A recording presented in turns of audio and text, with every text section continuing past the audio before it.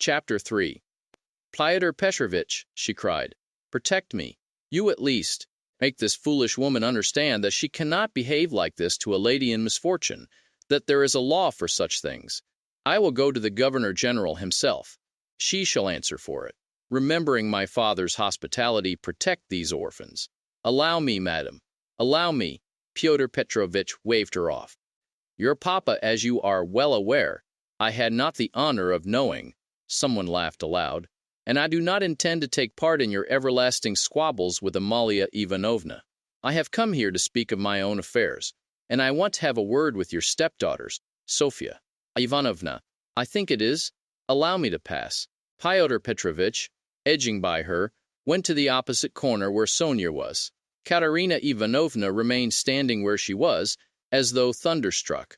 She could not understand how Fyodor Petrovitch could deny having enjoyed her father's hospitality. Though she had invented it herself, she believed in it firmly by this time. She was struck, too, by the businesslike, dry and even contemptuous menacing tone of Fyodor Petrovitch.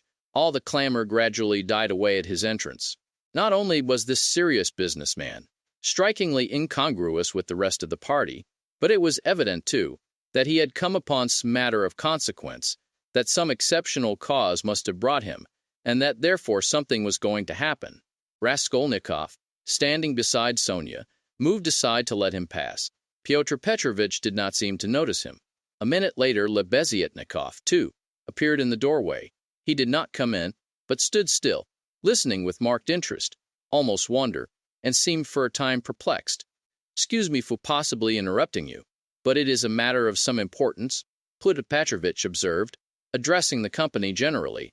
I am glad indeed to find other persons present. Amalia Ivanovna, I humbly beg you as mistress of the house to pay careful attention to what I have to say to Sofia Ivanovna. Sofia Ivanovna, he went on, addressing Sonia, who was very much surprised, and already alarmed, immediately after your visit, I found that 100-ruble note was missing from my table, in the room of my friend Mr. Lebeziatnikov. If in any way whatever you know and will tell us where it is now, I assure you on my word of honor, and call all present to witness that the matter shall end there. In the opposite case, I shall be compelled to have recourse to very serious measures, and then you must blame yourself. Complete silence reigned in the room. Even the crying children were still. Sonia stood deadly pale, staring at Luzhin, and unable to say a word. She seemed not to understand. Some seconds passed. Well, how is it to be then? Asked Luzhin, looking intently at her. I do not know. I know nothing about it, Sonia articulated faintly at last. No, you know nothing? Luzhin repeated, and again he paused for some seconds. Think a moment, mademoiselle, he began severely, but still, as it were, admonishing her. Reflect. I am prepared to give you time for consideration. Kindly observe this. If I were not so entirely convinced I should not, you may be sure, with my experience, venture to accuse you so directly, seeing that for such direct accusation before witnesses, if false or even mistaken, I should myself in a certain sense be made responsible. I am aware of that. This morning I changed for my own purposes several 5% securities for the sum of approximately 3,000 rubles. The account is noted down in my pocketbook. On my return home I proceeded to count the money, as Mr. Lebeziatnikov will bear witness, and after counting 2,300 rubles, I put the rest in my pocketbook in my coat pocket. About 500 rubles remained on the table, and among them 3 notes of 100 rubles each. At that moment, you entered at my invitation, and all the time you were present you were exceedingly embarrassed, so that 3 times you jumped up in the middle of the conversation and tried to make off. Mr. Lebeziatnikov can bear witness to this. You yourself, mademoiselle, probably will not refuse to confirm my statement that I invited you through Mr. Lebeziatnikov solely in order to discuss with you the hopeless and destitute position of your relative, Katerina Ivanovna, whose dinner I was unable to attend, and the advisability of getting up something of the nature of a subscription, lottery or the like, for her benefit. You thanked me and even shed tears. I describe all this as it took place, primarily to recall it to your mind, and secondly to show you that not the slightest detail has escaped my recollection. Then I took a 10-ruble note from the table and handed it to you by way of first installment on my part for the benefit of your relative. Mr. Lebeziatnikov saw all this. She thence accompanied you to the door, you being still in the same state of embarrassment, after which, being left alone with Mr. Lebeziatnikov, I talked to him for 10 minutes. Then Mr. Lebeziatnikov went out and I returned to the table with the money lying on it, intending to count it and to put it aside, as I proposed doing before.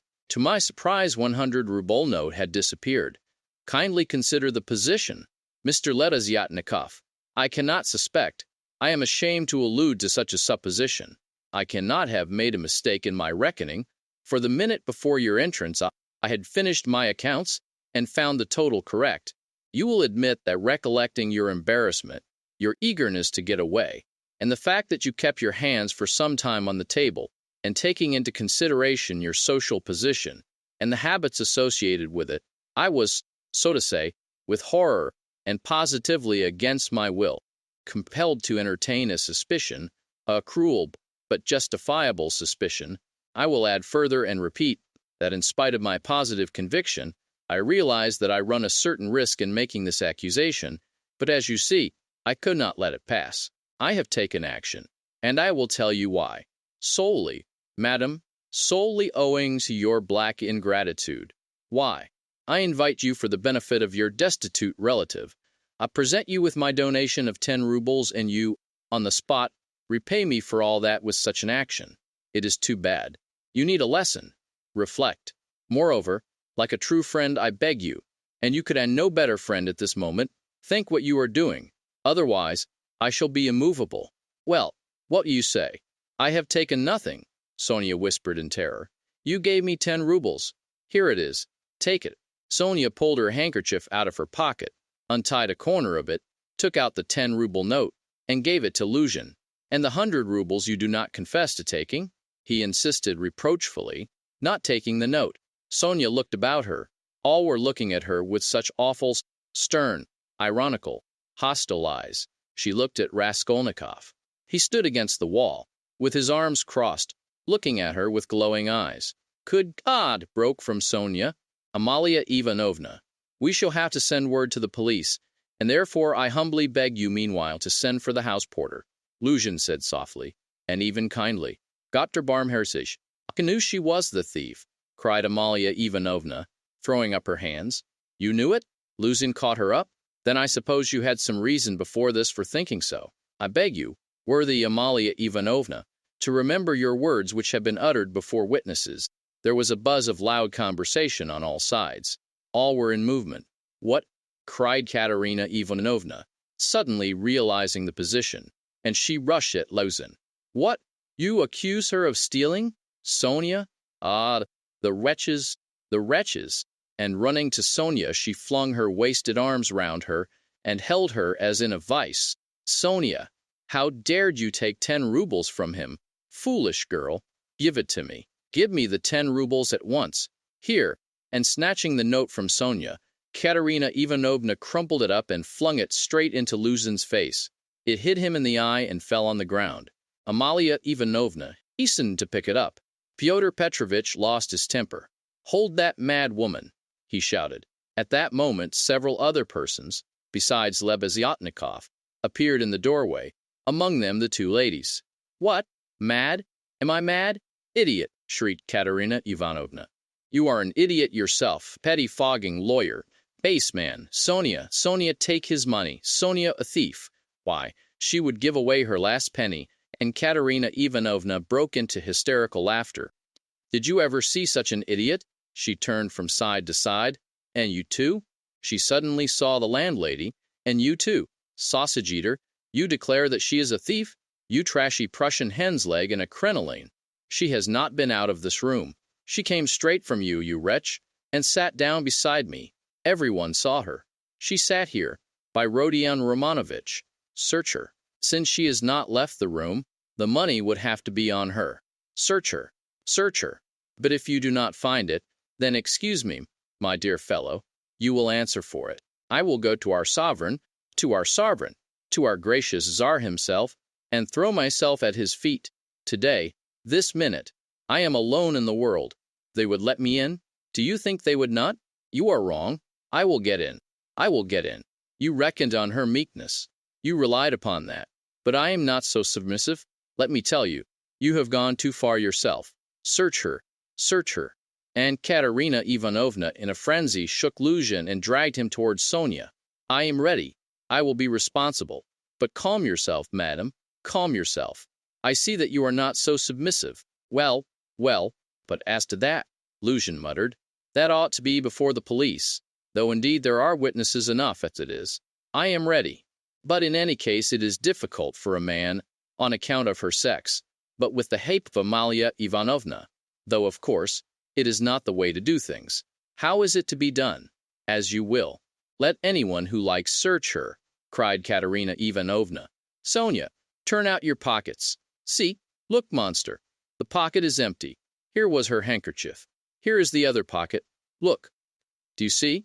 Do you see? And Katerina Ivanovna turned, or rather snatched, both pockets inside out. But from the right pocket a piece of paper flew out and, describing a parabola in the air, fell at Luzhin's feet. Everyone saw it. Several cried out. Fyodor Petrovitch stooped down, picked up the paper in 2 fingers, lifted it where all could see it, and opened it. It was a 100-ruble note folded in 8. Fyodor Petrovitch held up the note, showing it to everyone. Thief! Out of my lodging! Police! Police! Yelled Amalia Ivanovna. They must to Siberia be sent. Away! Exclamations arose on all sides. Raskolnikov was silent, keeping his eyes fixed on Sonia, except for an occasional rapid glance at Luzhin. Sonia stood still, as though unconscious. She was hardly able to feel surprise. Suddenly the color rushed to her cheeks. She uttered a cry and hid her face in her hands. No, it was not I. I did not take it. I know nothing about it, she cried with a heart-rending wail, and she ran to Katerina Ivanovna, who clasped her tightly in her arms, as though she would shelter her from all the world. Sonia! Sonia! I do not believe it. You see, I do not believe it, she cried in the face of the obvious fact, swaying her to and fro in her arms like a baby, kissing her face continually, then snatching at her hands and kissing them too. You took it.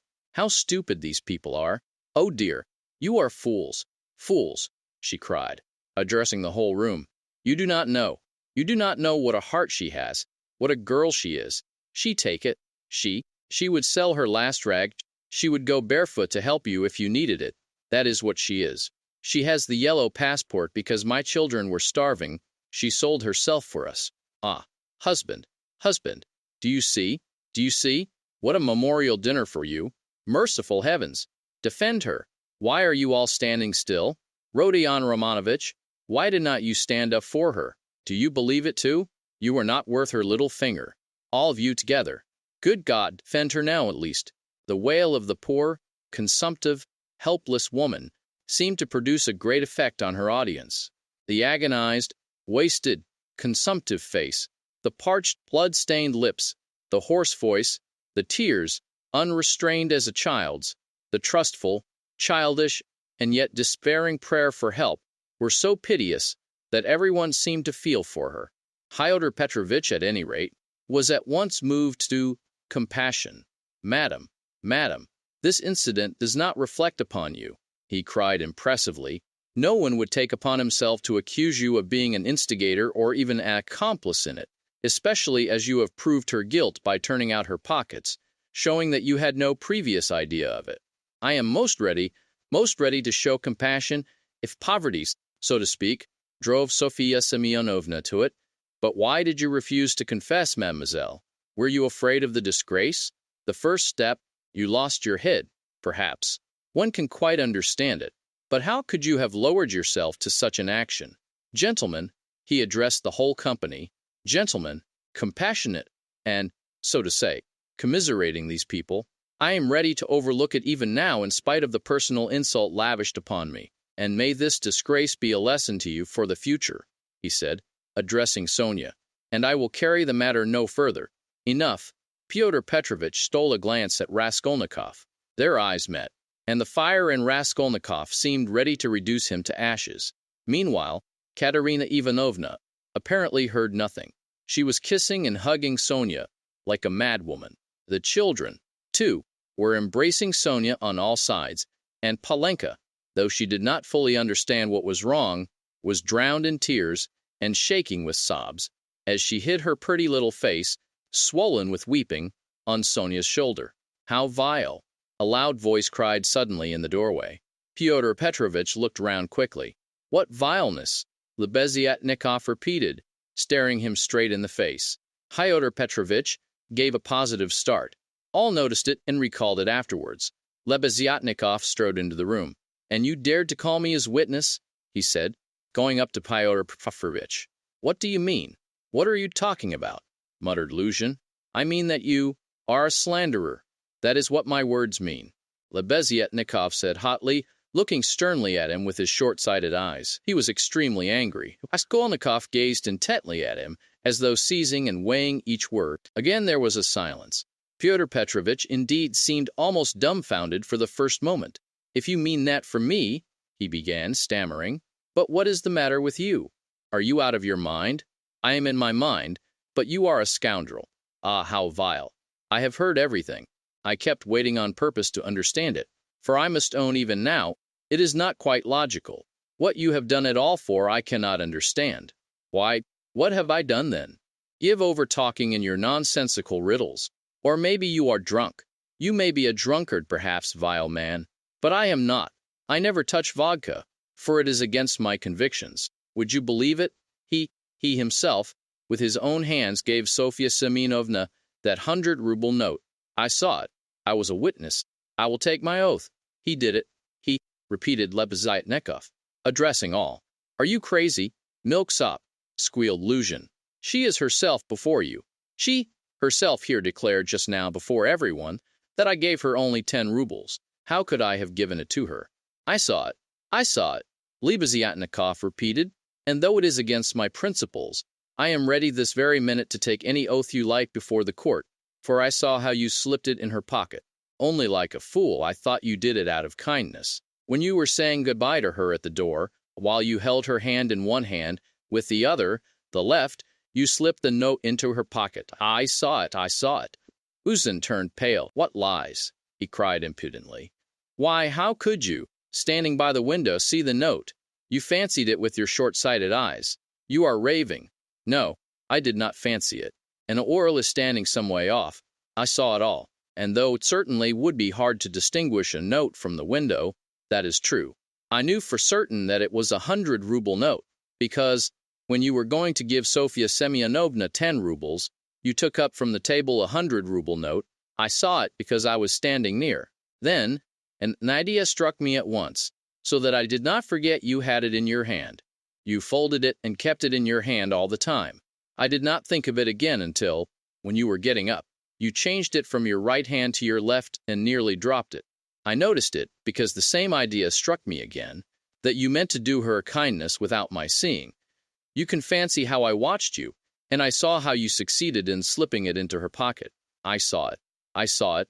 I will take my oath." Lebeziatnikov was almost breathless.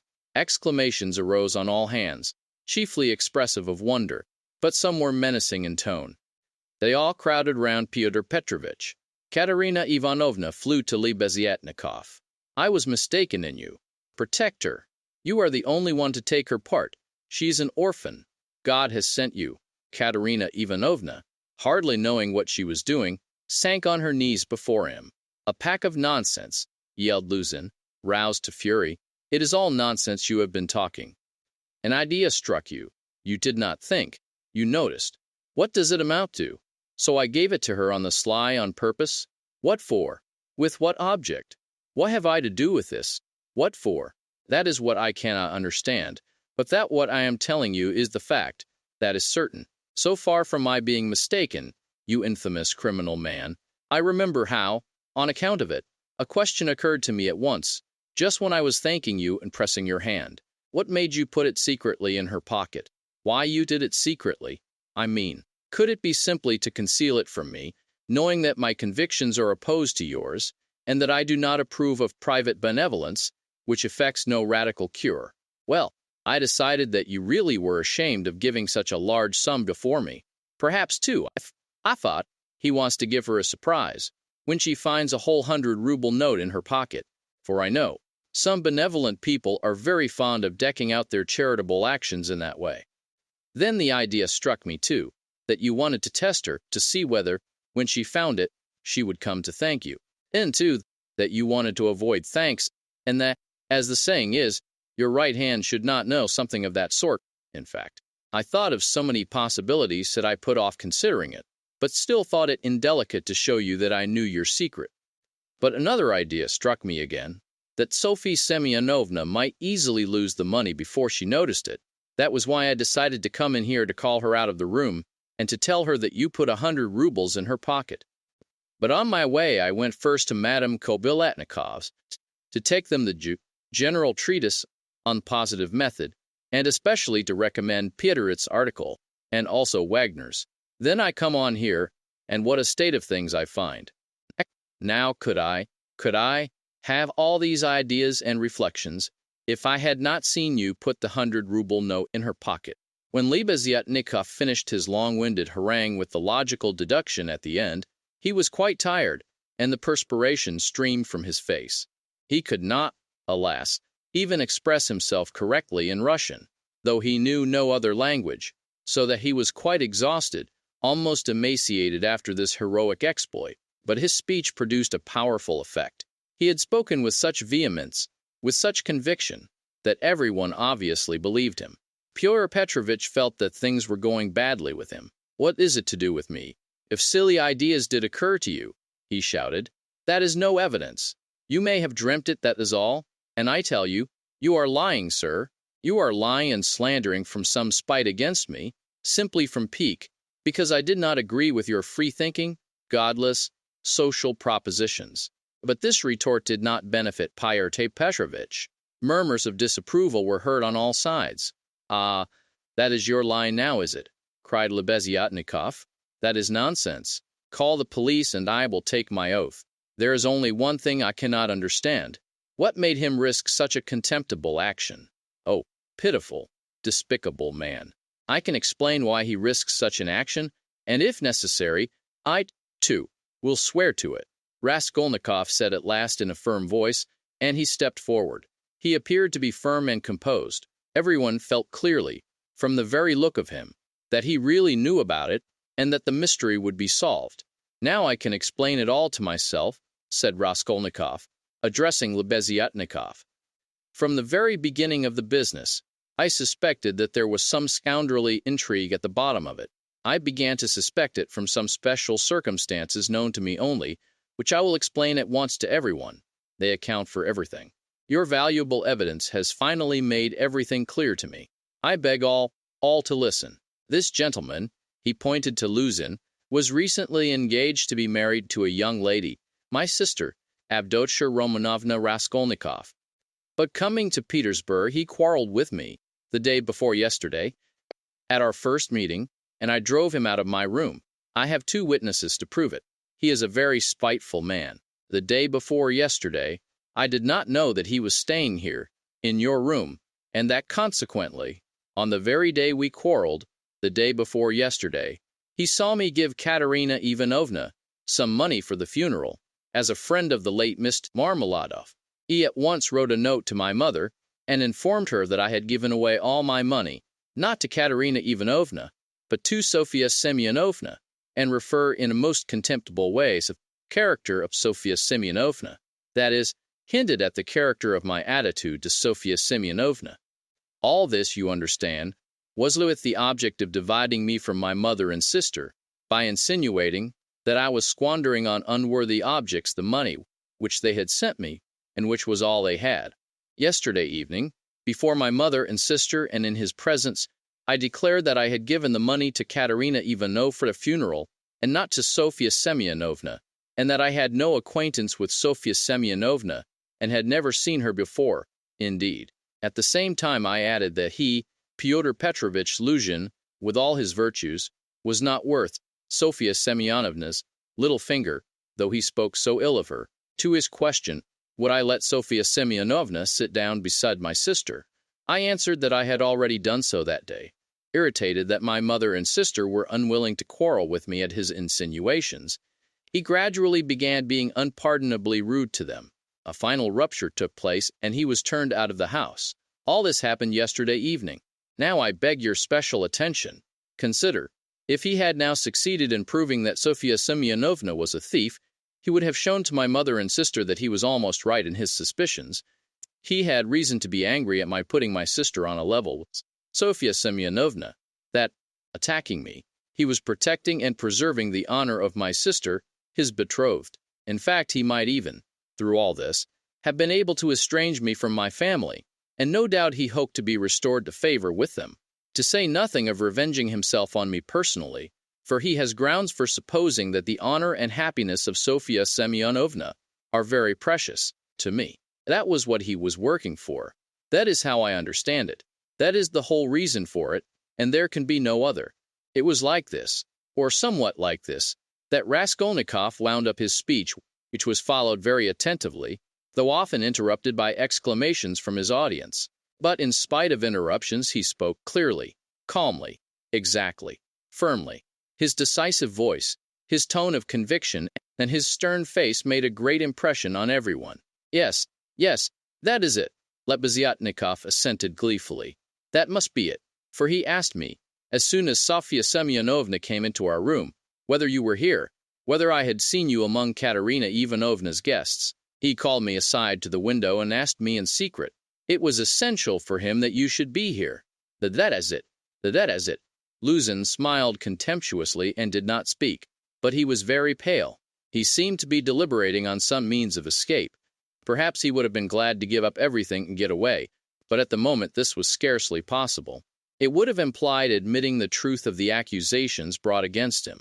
Moreover, the company, which had already been excited by drink, was now too much stirred to allow it. The commissariat clerk, though indeed he had not grasped the whole position, was shouting louder than anyone and was making some suggestions very unpleasant to Luzin. But not all those present were drunk. Lodgers came in from all the rooms.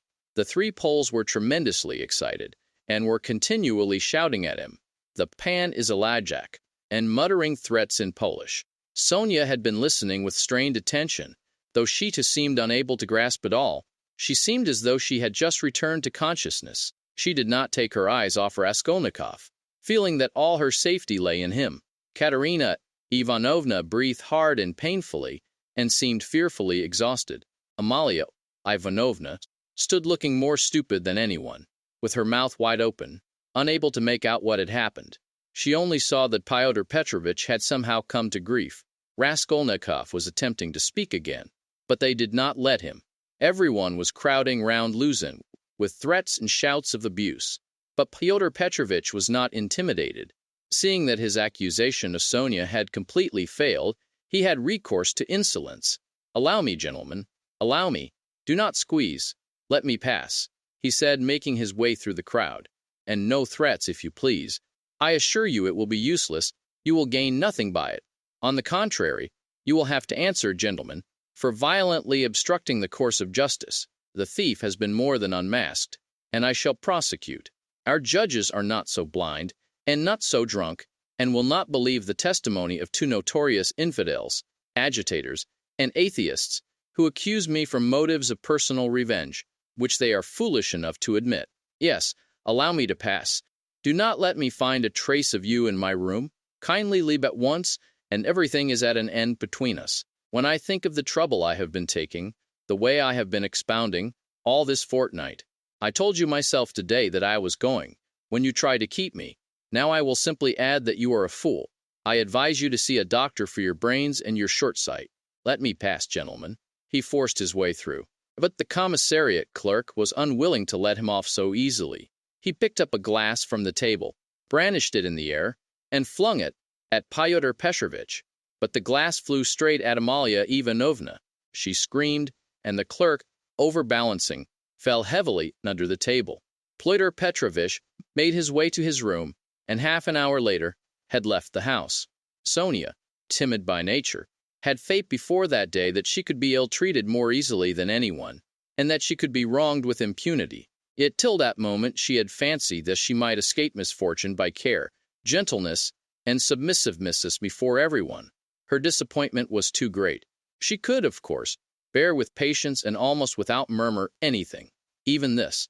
But for the first minute she felt it too bitter. In spite of her triumph and her justification, when her first terror and stupefaction had passed, and she could understand it all clearly, the feeling of her helplessness and of the wrong done to her made her heart throb with anguish, and she was overcome with hysterical weeping.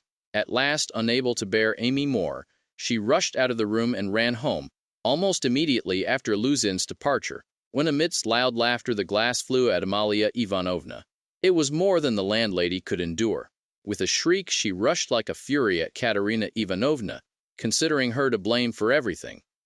"Out of my lodgings, at once, quick march!" And with these words she began snatching up everything she could lay her hands on that belonged to Katerina Ivanovna and throwing it on the floor. Katerina Ivanovna, pale, almost fainting, and gasping for breath, jumped up from the bed where she had sunk in exhaustion, and darted at Amalia Ivanovna. But the battle was too unequal. The landlady waved her away like a feather. "What? As though that godless calumny was not enough. This vile creature attacks me. What? On the day of my husband's funeral I am turned out of my lodging. After eating my bread and salt, she turns me into the street with my orphans. Where am I to go?" wailed the poor woman, sobbing and gasping. "Good God!" she cried with flashing eyes. "Is there no justice upon earth? Whom should you protect if not us orphans? We shall see. There is law and justice on earth. There is. I will find it. Wait a bit, godless creature. Polenka, stay with the children. I will come back. Wait for me, if you have to wait in the street. We will see whether there is justice on earth." And throwing over her head that green shawl which Marmeladov had mentioned to Raskolnikov, Katerina Ivanovna squeezed her way through the disorderly and drunken crowd of lodgers who still filled the room, and wailing and tearful, she ran into the street, with a vague intention of going at once, somewhere, to find justice.